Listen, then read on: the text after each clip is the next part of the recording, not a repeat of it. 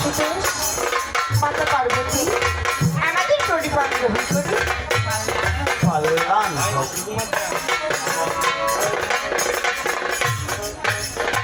ব্রহ্মদেব, সরস্বতী, আমাদের প্রণাম গ্রহণ করি।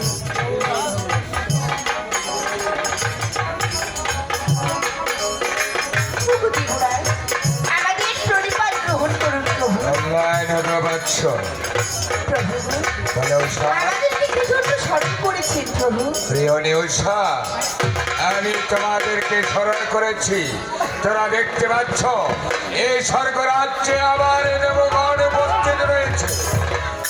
এই দেব সমাজে তোমাদের নৃত্য পরিবেশন করছে। কি বলছেন প্রভু? হ্যাঁ, উষা। এখন নৃত্য করে গেলাম প্রভু আপনার বিদ্যমান, আবার নৃত্য করতে বলেন, এই কোন দেব সবার বিধান? উষা, বলো প্রভু। এই কি বলছো উষা? কিন্তু কিন্তু কি করব, কি করবো বৎস? আজ এই স্বর্গরাজ্যে আগে দেবগণ এসে এসে তোমাদের নৃত্য দেখার জন্য বেকুল হয়ে আছে। তাই নাকি প্রভু? হ্যাঁ, তাই আমি বাধ্য হয়ে এই দেব সমাজের আয়োজন করতে বাধ্য হয়েছি। প্রভু গো, তাই সকল দেবগণকে আপনি আমন্ত্রণ করেছেন, তাই তো? হ্যাঁ উষা, ঠিক আছে প্রভু, আপনি যখন সকল দেবগণকে আমন্ত্রণ করেছেন, অবশ্যই আপনি নৃত্য করবেন। অন্য তুমি উষা, অন্য নেই।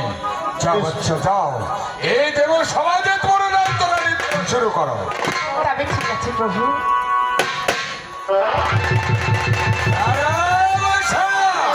একটু বলছেন প্রভু?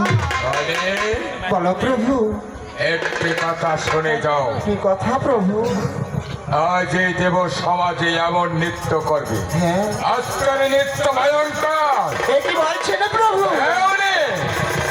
মনে রাখতে বৎস, বলো প্রভু। নৃত্যের যেন তাল ভঙ্গ না হয়। বেশ প্রভু। বলে গরু, বলো সখা, আজ এমন ভাবে তুমি নৃত্য করবে, তোমার নৃত্য দেখে যেন এ দেবগণের মন উজ্জ্বল হয় সখী। সখা, তোমার মৃদঙ্গখানা তুমি এমন করে বাজাবে যাতে আমার কোনো প্রকার নৃত্যের তাল ভঙ্গ না হয়। তাই নাকি সখী? হ্যাঁ আচ্ছা, যথার্থ বলেছ, মনে রাখবে। চল, যা বৎস, এখন তোরা নৃত্য করো। বেশ প্রভু।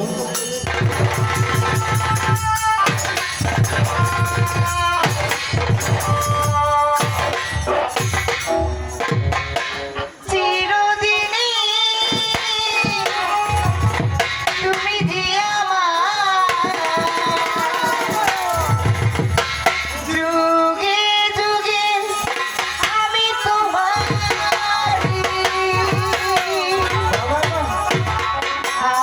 আমি আছি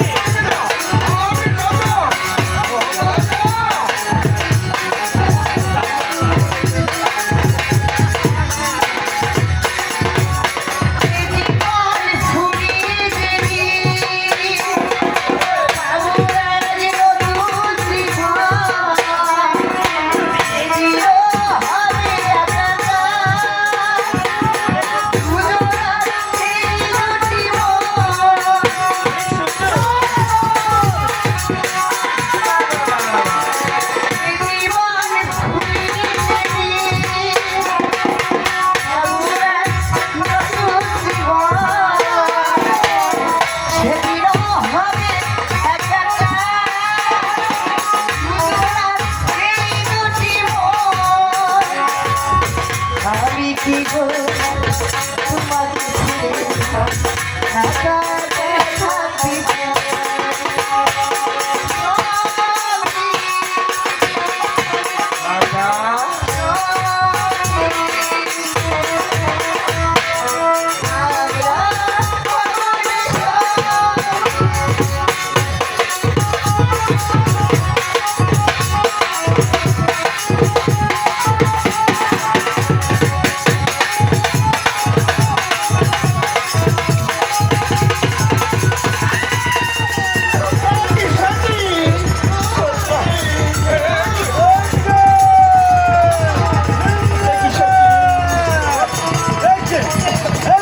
তুমি দাঁড়াও সখী, তুমি ডাকছো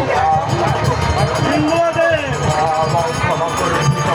এই দেবগণকে তাকে অপমান করার শাস্তি জবাবকে করতে হবে এই বলে।